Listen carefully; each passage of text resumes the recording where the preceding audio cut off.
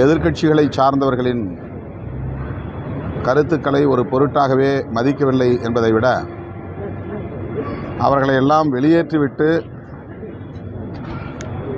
ஒரு சார்பான நிலைப்பாட்டை கூட்டுக்குழு எடுத்திருக்கிறது.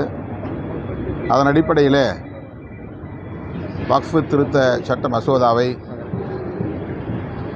மீண்டும் அவையில் அறிமுகப்படுத்தி அதை நிறைவேற்ற பாஜக அரசு முயற்சிக்கிறது. மீண்டும் எதிர்க்கட்சிகளின் சார்பிலே எங்கள் எதிர்ப்பை பதிவு செய்ய இருக்கிறோம். இந்த சட்டம் நிறைவேற்றப்படுமேயானால் இது சிறுபான்மை மக்களுக்கு எதிரான மிக மோசமான ஒரு தாக்குதலாக அமையும். பாஜக அரசு இஸ்லாமியர் உள்ளிட்ட சிறுபான்மையினருக்கு எதிரான நடவடிக்கைகள் அனைத்தையும் ஒவ்வொன்றாக நிறைவேற்றி வருகிறது, நடைமுறைப்படுத்தி வருகிறது. இது நாட்டின் ஒருமைப்பாட்டுக்கு, ஒற்றுமைக்கு எதிராக போய் முடியும் என்கிற கவலையை விடுதலை சிறுத்தைகள் கட்சியின் சார்பில் பதிவு செய்கிறோம். தேசிய ஜனநாயக கூட்டணி 2026 ஆட்சி அமைப்பு அமித்ஷா தொடர்ந்து சமூக வலைதளத்தில் போட்டே வராது. இப்போ அதிமுகவை அந்த கூட்டணி வர்றதை மிரட்டுற மாதிரி சில அது வட இந்தியாவில் ஏதாவது ஒரு மாநிலத்திலே வரும் என்கிற எண்ணத்தில் சொல்லியிருப்பார். தமிழ்நாட்டில் அதற்கான வாய்ப்பே இல்லை என்பது அவருக்கே தெரியும். இன்னும் எதிர்க்கட்சிகள் தமிழ்நாட்டிலே உறுதியான எந்த நிலைப்பாட்டையும் எடுக்க முடியாமல் தடுமாறிக்கொண்டிருக்கின்றன.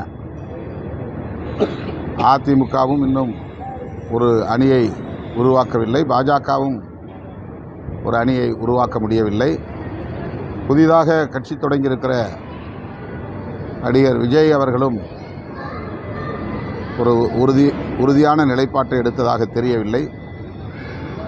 அண்மையிலே முதல் பொதுக்குழு கூட்டத்திலே அவர் பேசியது, அதிமுகவோ பாஜகவோ இரண்டாவது பெரிய கட்சியாக இருக்க முடியாது, நான் தான் இரண்டாவது பெரிய கட்சி என்று கிளைம் செய்திருக்கிறார்.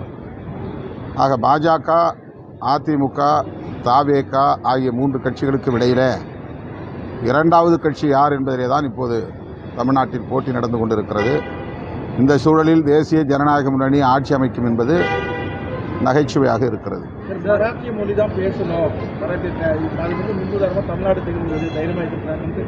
தற்போது வட மாநிலங்களும் இந்த தாய்மொழி பிரச்சனை உருவாகிருக்கு. மகாராஷ்டிரா மாநிலத்தை வட மாநிலத்தோடு நாம் பார்ப்பதில்லை, அதுவும் கிட்டத்தட்ட தென்னிந்தியாவில் தான் இருக்கிறது. இந்த உணர்வு இப்போதுதான் தமிழ்நாட்டை தாண்டி பலருக்கும் உருவாகி வருகிறது. இந்தி திணிப்பை அவர்கள் ஒரு எதிரான நடவடிக்கையாக பார்க்காமலேயே இருந்து விட்டார்கள். அதனால் வட இந்திய மாநிலங்களில் பூர்வீக குடிமக்கள் பேசிய பல மொழிகள் அழிந்து போயிருக்கின்றன. அந்த மாநிலங்களில் கூட ராஜஸ்தான், மத்திய பிரதேஷ், உத்தரப்பிரதேஷ் போன்ற மாநிலங்களில் கூட தங்களின் தாய்மொழி இந்தியால் அழிக்கப்பட்டு விட்டது என்று சட்டமன்றத்திலேயே பேசக்கூடிய அளவுக்கு இப்போது மாற்றம் நிகழ்ந்திருக்கிறது. இதற்கெல்லாம் தமிழ்நாடு தான் ஒரு முன்னோடி மாநிலமாக இருக்கிறது என்பதை இப்போது அந்தந்த மாநிலங்களில் உள்ள மக்கள் புரிய தொடங்கியிருக்கிறார்கள். திமுக தலைமையிலான கூட்டணியில் உறுதியாக இருக்கிறேன்னு சொல்றீங்க. திமுகவுடைய நீண்டகால கோரிக்கை என்னன்னா ஆட்சியிலும் பங்கு அதிகாரத்திலும் 2026 தேர்தல் முடிந்ததற்கு பிறகு திமுகவுடன் தொடர்ந்து பயணித்தால் அதற்கு இன்னும் நீண்ட காலம் இருக்கிறது. 9 மாத காலம் தான் இருக்குது. 9 மாத காலம் தான் இருக்குது. தேர்தலுக்கு 9 மாத காலம் இருக்கு. தமிழ்நாட்டுக்குள்ள ஒரு கூட்டணி ஆட்சி முறை அமைவதற்கு காலம் கனியும். அது இன்னும் அதுக்கான சூழல் அமையல.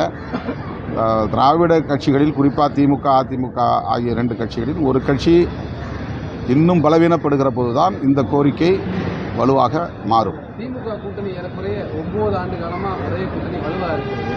ஆனால் அதிமுக கூட்டணியோ பிஜேபி கூட்டணியோ ஒரு வலு இல்லாமல் இருக்கிறதுக்கு சரியான தலைமை இல்லாததான் காரணம் இருக்குது. தலைமைங்கிறது ரொம்ப முக்கியமான ஒரு விஷயந்தான். ஆனால் பொருந்தா கூட்டணி அது. பிஜேபியும் அதிமுகவும் அரசியலுக்காக வலிந்து உருவாக்கப்படுகிற கூட்டணியை தவிர கொள்கை அடிப்படையில் பொருந்தா கூட்டணி.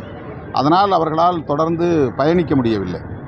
திமுக கூட்டணியில் கட்சிகளுக்கிடையிலான நடவடிக்கைகளில் முரண்பாடுகள் இருக்கலாம், அவ்வப்போது கருத்து உரசல்கள் இருக்கலாம்.